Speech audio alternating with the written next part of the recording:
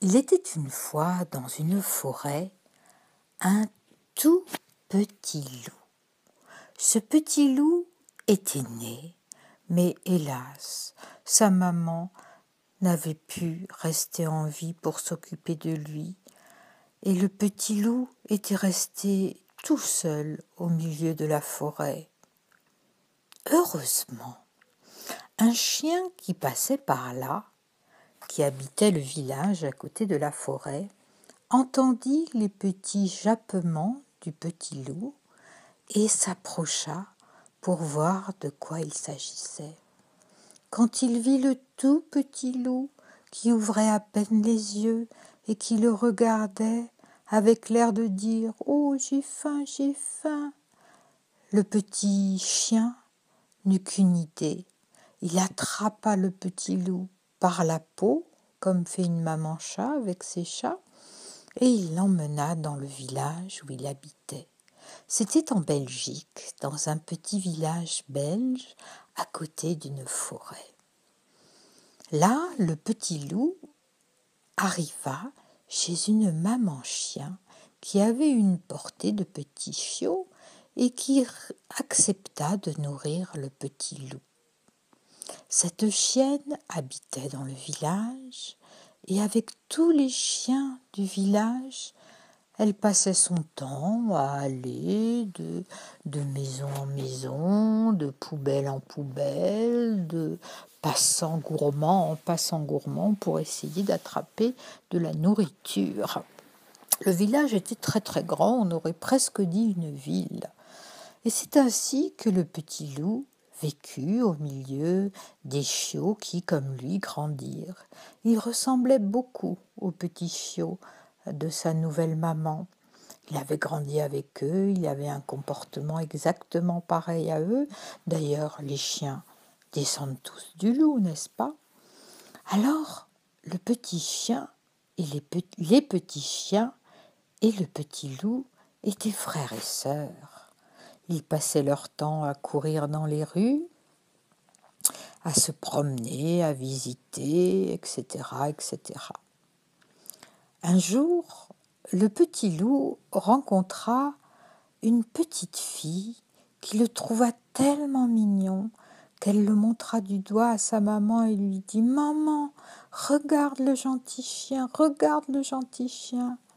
La mère était un peu bourgeoise et lui dit « Fort bien, mon enfant, mais ne le touche pas, ça se trouve, il est couvert de puces. » La petite fille soupira. Sa mère était assez pénible, toujours sur son 31, toujours lui défendant de toucher les chats, les chiens, les écureuils et tous les petits animaux sauvages et même les mûres qui poussaient le long des grilles de leur maison parce qu'elle disait peut-être ces murs sont contaminés, on ne sait jamais si un renard enragé est passé là, il ne faut point toucher les murs, disait-elle.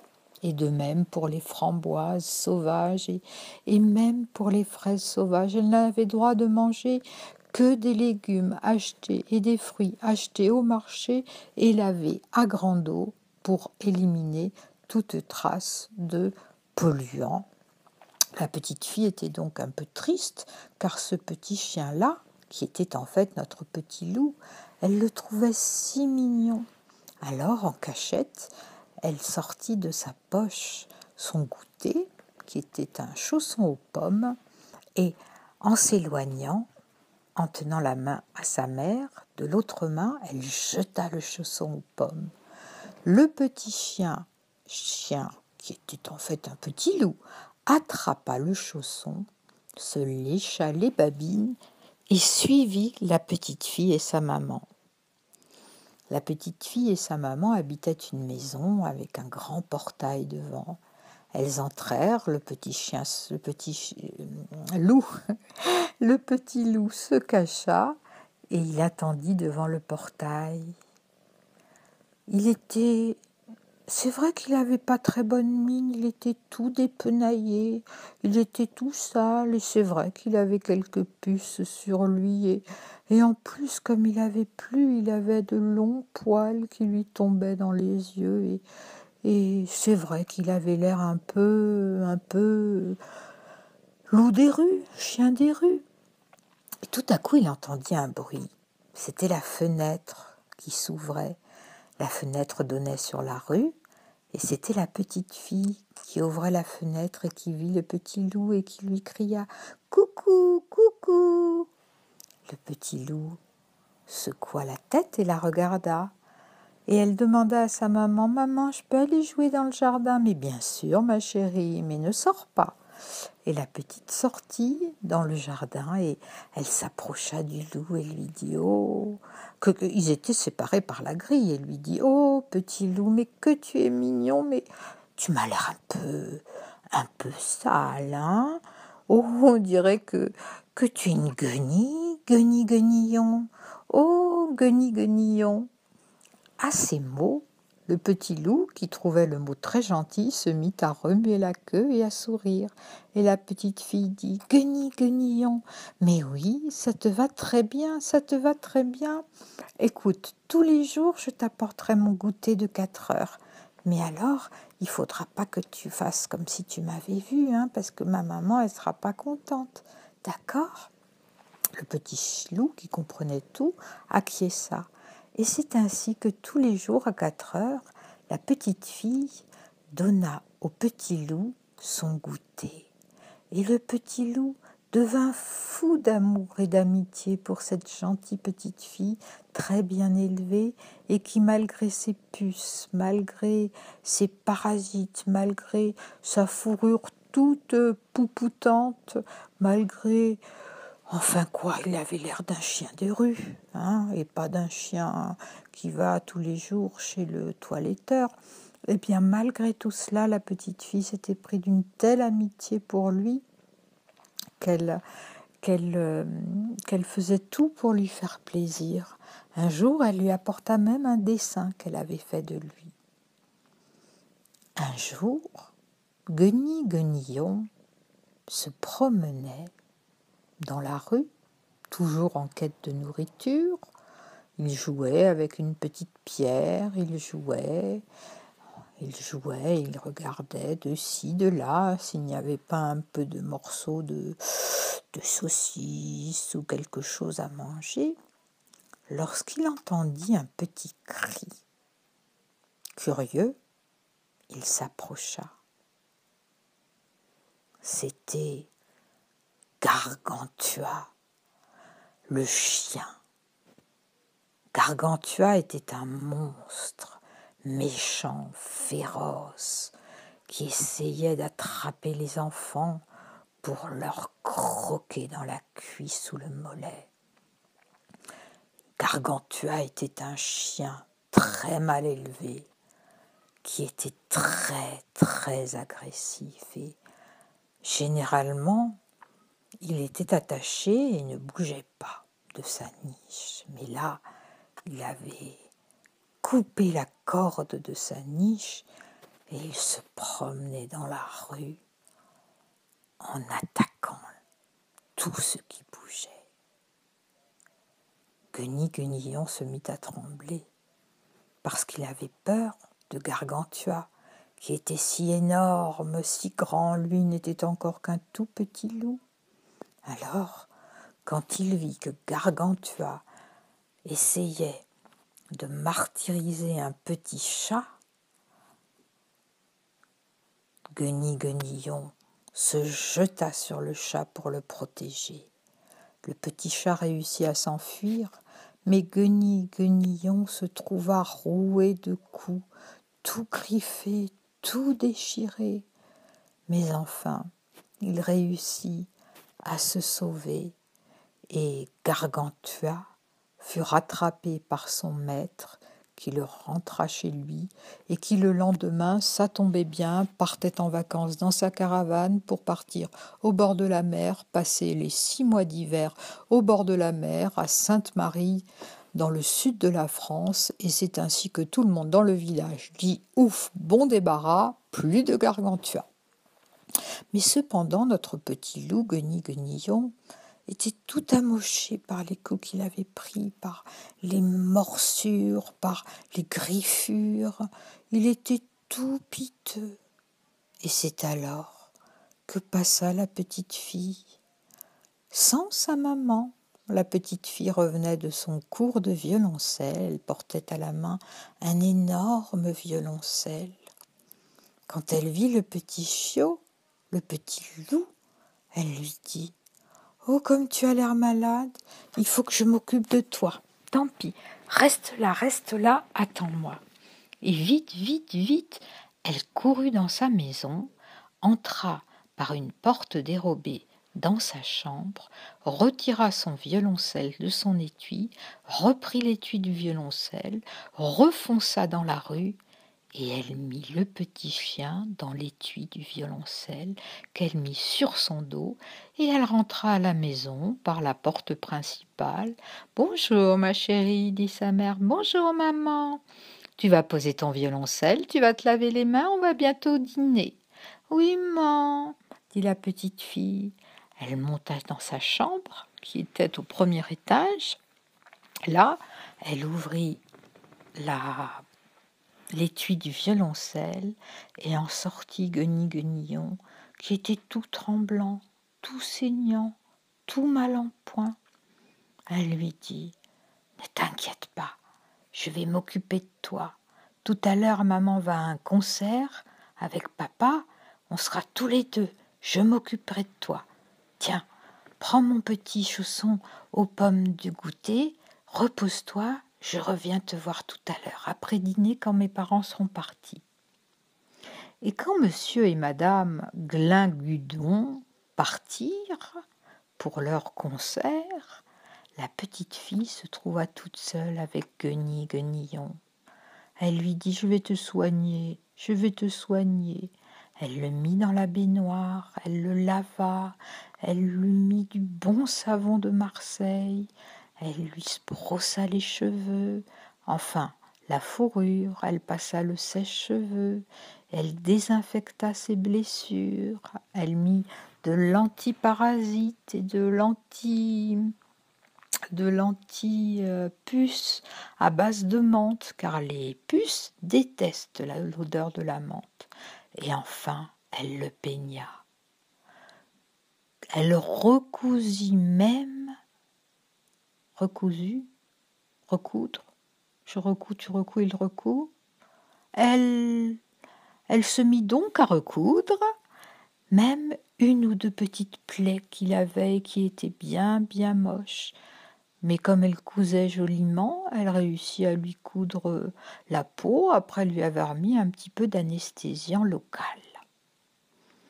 Et lorsque le Guenille-Guenillon fut tout prêt, tout beau, tout propre, la petite lui dit « Mon Dieu, mais que tu es beau, Guenille-Guenillon, mais tu es magnifique, on dirait. » « Ah, c'est vrai, on dirait un loup. Tu es magnifique avec tes grands yeux et ton museau allongé, et tu es vraiment très beau. » La petite fille était fatiguée, elle s'endormit, et Guenille-Guenillon se mit dans son lit avec elle, et tous deux s'endormirent. Au matin, alors que le soleil se levait, le réveil de la petite fille sonna, et la maman fit toc toc toc pour entrer dans la chambre. « Vite, vite !» dit la petite fille à Guenille-Guenillon. « Cache-toi dans l'étui à violoncelle !»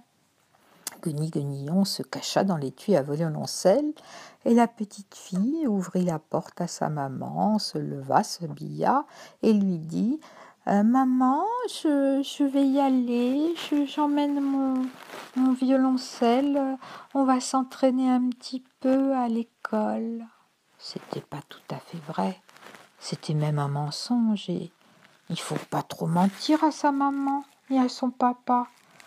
Mais enfin, dans ce cas-là, elle était bien obligée parce que sa maman lui aurait dit « Pouac ! quelle horreur, un chien à la maison, bouh, dehors !» Et ça, la petite ne voulait absolument pas ça. Alors qu'est-ce qu'elle fit? Elle prit le chien, le loup, Guenille-Guenillon, elle le mit dans son étui à violoncelle et partit ainsi à l'école. La maman la regarda par la fenêtre et la petite fille s'en alla à l'école où elle déposa dans son grand casier son étui à violoncelle et elle libéra évidemment avant le petit Guenille-Guenillon. Mais Guenille-Guenillon aimait tellement la petite fille qu'il n'avait plus envie de traîner dans les rues. Il l'attendait devant la porte de l'école. Et tous les matins et tous les soirs, la petite fille rentrait, accompagnée par le loup. Et tous les matins, le petit loup l'accompagnait devant la porte de sa maison jusqu'à l'école. Un jour, la petite fille lui dit: « On va faire une grande promenade dans la forêt avec mon école. On va faire un jeu de piste si tu veux. Tu as qu'à venir avec nous, tu nous suivras et puis on se retrouvera dans la forêt et on pourra faire de grandes promenades. » Le petit loup était ravi. Il adorait l'idée de courir avec cette petite fille sans avoir peur d'être vu par ses parents ou par d'autres personnes qui seraient allées rapporter à la maman de la petite fille et que sa petite fille traînait avec un chien du quartier. Et ainsi ce fut fait le mercredi. L'école organisa une grande promenade jeu de piste dans la forêt et toute l'école partit en car et derrière le car trottait notre petit loup. Arrivé dans la forêt, le car ouvrit ses portes, les enfants s'égaillèrent dans la forêt et le petit loup, lui, attendit la petite fille Guenille-Guenillon. Oh, quelle belle journée lui passèrent! Le petit loup, se promenant dans la forêt, retrouvait des odeurs qui lui rappelaient quelque chose. C'était enivrant, c'était la liberté, c'était tout ce qu'il aimait. Il se dit: mais comme on est bien dans la forêt, comme on est mieux dans la forêt que dans le village. Regarde, il y a des tas de fruits à manger, il y a tout ce qu'il faut, il y a des pommes de pin, il y a des amandes, il y a des noisettes, il y a des fruits, des fraises, des framboises. Et la petite fille, pour la première fois de sa vie, oublia tout ce que sa mère lui avait dit, et elle goûta les fraises des bois, et elle goûta les mûres, et elle goûta les amandes sauvages et les noisettes sauvages. Elle se régala. Elle n'avait jamais si bien mangé. Elle fit la course avec le loup, elle s'agrippa à sa crinière et ils sautèrent tous les deux jusqu'à l'autre bout de la forêt. Ils firent la course, ils allèrent boire à l'eau de la petite rivière qui circulait. La journée était formidable. La petite avait complètement oublié le jeu de piste. Elle était avec son loup et elle était contente.